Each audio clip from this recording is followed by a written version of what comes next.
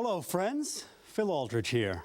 Welcome to Capital One Sports Extra. Kyle Orton applied the final straw to John Fox's back late in the second quarter. A feeble 3 and out, ate up only 32 seconds on the clock. But Lionel, were you expecting this to finish any other way? I mean, we're talking about Tim Tebow here. The guy is a miracle worker. Reminds me a lot of Godzilla against Mothra, Superfly Snuka v. the Iron Sheik. Couple of Teresa's favorites. Yeah. Arthur Fonzarelli taking on those Malachi brothers and their crunch. Mike, Tim Tebow has heard it since the day he was drafted. His throwing motion, terrible. Footwork, atrocious. He's a great football player, not a great quarterback. Get to the college football in a second. Mark, my heart almost skipped a beat when you said Lindsay Lohan was at the morgue.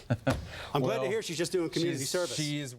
Good morning, Lionel. Yes. This game, I mean, you hit the nail on the head. This game defied logic. Tim Tebow threw for 24 yards through 3 quarters. Then he proceeded to throw for 101 yards in the fourth quarter and lead a crazy comeback to win the football game. How many quarterbacks in the National Football League could do that? I know of only one, Tim Tebow. For the first 57 and a half minutes, the Broncos looked like they were headed for another humiliating loss. Now, there's no way this could have ended well for Tim Tebow and the Broncos today, right? On the day that his national championship Gator team was being honored at halftime, and on the very same field where he won a high school state championship, this could never have ended like a storybook, could it? Well, it did. The Florida native emerging from his phone booth in full Superman regalia, and he saved Bronco Nation. You know, I think there's one thing that you can say about this team, and that's that we have a lot of heart, and we have a lot of courage, and we're going to fight to the end, and we're going to continue to believe. Unbelievable. You know, it was crazy. You know, and you know, like I said, hats off, you know, to Tim. You know, I just enjoy watching him play. He's a great dude. You know, just being around him, you know, it's like I just enjoy being around him. And when you got a special guy like that goes out there and has the success that he had, it's, you know, it's phenomenal. It's a great feeling. I'm happy to be on the team with him. The comeback was, dare I say, Elway-esque. It may not have been as graceful as number 7 would have done it, but the coach didn't care. I'm real pleased that he was able to pull us out of it today. He's an excellent young man, an excellent competitor. I think everybody in this building knows that. You know, and he'll just grow as a quarterback, and I believe that. I get a feeling this guy can do almost anything on the field. I mean, it's crazy, you know. It's like this is his calling, you know, and I just enjoy watching him play, especially, you know, when he's at his best and he's out there making plays and running around. You know, I really do enjoy watching Tim Tebow play. Everybody was still believing, and we kept fighting, and I think we wanted it. We wanted it a lot at the end, and we believed that we could come back. Now, Tebow knows he has a lot of work to do, but with his determination, anything is possible. 2 weeks ago when we were playing the Chargers, you know, we thought we were going to make that comeback, and we fell just a little bit short. So I think we just improved a little bit in the last few minutes, and we were able to finish this one a little bit better. You know, it's hard not to be excited about the fourth quarter, but they did play the Miami Dolphins, which are basically the Saskatchewan Roughriders of the Canadian Football League. Hello, friends. Phil Aldridge here. Welcome to Capital One Sports Extra. Here's what we have tonight on the rundown. First up, the bodacious Buffs make history today in Boulder, and they send the seniors out with a victory. We had a Rams and Aztecs gathering in Fort Collins, and it was very close. Boise State's bubble has burst in grand and dramatic fashion. A new era at Penn State is underway, without Joe Pa. And the Broncos and the Chiefs are ready to get down in another AFC cage match. But first, we must begin with the Buffs. Senior day in Boulder, and they take a year's worth of frustrations out on the Arizona Wildcats today at Folsom Field. As Matt told us earlier, it was windy, 50 miles per hour on the field. Ralphie didn't care. Her hair is always perfect, whatever the weather. Buffs take it 80 yards in their first possession. Senior Rodney Stewart finishes the drive. Some nifty moves. 5 yards, 3 TDs, 181 yards for Rodney. Very next possession, senior Tyler Hansen going deep to senior Tony Clemens. Nice grab by Tony, and a couple of plays later, second quarter now, Tyler Hansen rolls right, dumps it off to Tony Jones, takes it in. It was 14-3 Buffs. Second straight 80-yard scoring drive for CU. More offense, straight handoff to Josh Ford, untouched by human hands. 17 yards to the end zone. It was 20-10. Let's go to the second half now. Hansen on a rope, threads the needle to Clemens. 27-10 Buffs. And how about some chicanery? The pitch to Stewart, and Hansen's going to go out on a route right on his hands, right off Professor Irwin Corey's blackboard. 34-10, and the Buffs seniors They leave Folsom winners today. First Pac-12 victory. Very nice, 48-29. Great win. I couldn't ask for anything else. All the seniors at the news conference. Up at Fort Collins, Rams and San Diego State. Nothing fancy about this. Chris Nwoke off tackle, one move. He's going the distance. He's going for speed. 63 yards. Rams had the early 7-0 lead. Nwoke was just getting started. This might be the run of the year. He breaks the tackle. Two more guys get their paws on him. He won't go down. He's going to cut back. And he finally is going to get dragged down by not one, not two, not three, five Aztecs, 68 yards, finished 232 yards on the ground. Fourth quarter, Garrett Grayson in for the injured Pete Thomas, falls into the end zone, first career touchdown, 15-14 San Diego State. They go for two, and Grayson says, "I'm the master of the universe, and I will not be denied." Tied at 15. Aztecs kick the field goal, take the lead. And the Rams have one last chance. Tipped. Intercepted on a fourth down play. San Diego State. They hang on. 18-15. I just wish we could have got the W. One play won't change the game.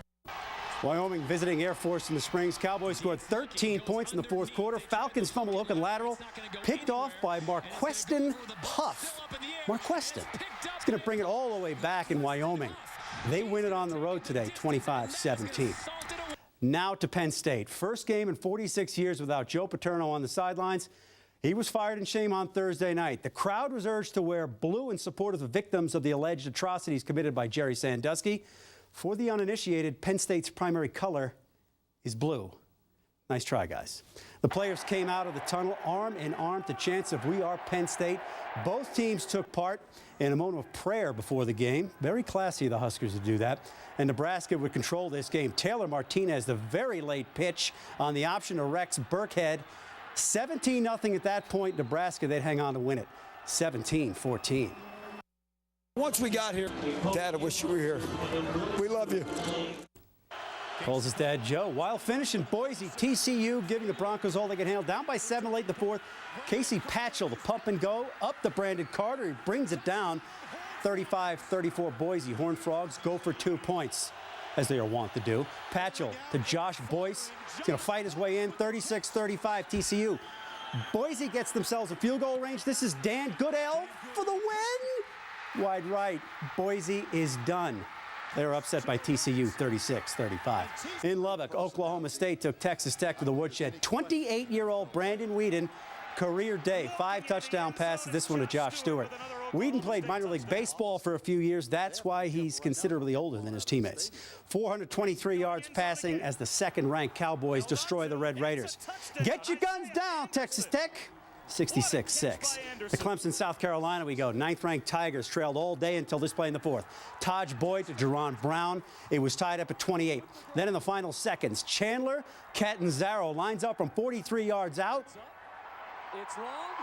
It's good. I'll meet you at the Esso Club. The first round's on me, everybody. Clemson pulls it out 31-28. A couple of top 10 teams in Palo Alto. You just saw it on Denver 7. Number 9, Oregon. 4th-ranked Stanford. Duck versus Luck. Advantage Ducks. LaMichael James is good. Running wild and free. Avoid and escape. 58 yards to the house. Luck struggles. Stanford, they get trampled. 53-30. They needed 4 overtimes to settle Texas A&M and Kansas State. Wildcats needed a touchdown to win. Colin Klein throws to the end zone. Oh, there's a flag. Pass interference. First down on the 1. 2 plays later, that guy Klein, he's going to fall into the end zone for his 5th touchdown of the day. K-State wins a wild one, 53-50. We have to take a brief respite to clear my throat. When we return, Tim Tebow takes questions on if his style of offense can work tomorrow in Kansas City and for the rest of the season. And the Avalanche are on the home frozen pond. We'll let you know if they douse the flames. You're watching Capital One Sports Extra, only on Denver 7. Tomorrow. Welcome back, everyone. Now, every time a team plays at Arrowhead Stadium in Kansas City, they say it's a tough place to play, maybe the toughest in the NFL. Well, the Chiefs are 2-2 this season at home. They lost 41-7 to Buffalo and 31-7 last week to the Dolphins. Toughest place to play? Tougher than the black hole, I ask you? Urban legend. If the Broncos run for another 300 yards tomorrow, they could play at Rikers Island and win. Willis McGahee had 163 yards last week. He's got 4 100-yard games this season. If they beat the Chiefs, the Broncos will be just 1 game out of first place, something McGahee finds amusing. we're in this division. Man, he looked relaxed. Now, Tim Tebow ran wild last week against the Raiders as well, using the read option that he nearly perfected during his days in Gainesville. But number 15 says he's not a one-trick pony, or Bronco in this case. It's a classic case of taking what the defense will give you. I think that depends on how we're getting played, and I think that's where we have to be. All right, the Avs are coming off a nice home win in overtime the other night against the Islanders. A more familiar foe dared to tread upon the Pepsi Center ice tonight, the Calgary Flames. This is a great breakout by Calgary. All 6 players on the ice touch the puck, and Paul Byron is going to finish. This dude only weighs 144 pounds. Who knew? Still in the first period, they were passing the puck like the 70s Russians. Curtis Glencross is Canadian, but he knows how to finish. Lackluster effort tonight. Avs, late in the third period, they're trailing 4-3. Back to college football now. You've got to see this. Arkansas's Joe Adams, the punt return of the year.